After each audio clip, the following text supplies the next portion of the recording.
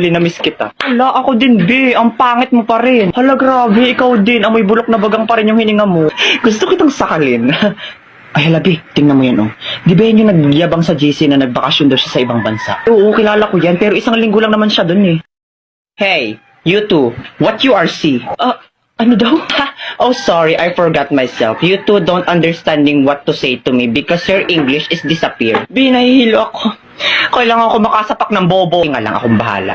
Hoy, ang kapal ang mukha nito, pa English ka pa, ay mali-mali rin naman sinasabi mo. Saka isang linggo ka lang naman nagstay sa ibang bansa, pa ganyan-ganyan ka na, ay mukha ka pa rin naman talangka. What?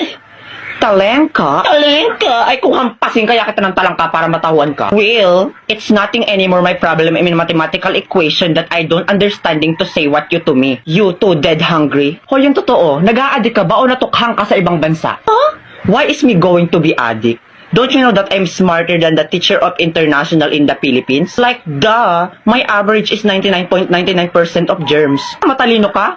Ay, anong magagawa mo pag sinikmuraan kita mismo dito? Go try, I am not afraid anymore. I will go sumbong you to my bodyguard. Bayaan mo na yung besi, tara na. Ewers, mga loser, you can't even talk English to me. Ay, wait, papatulang ko to.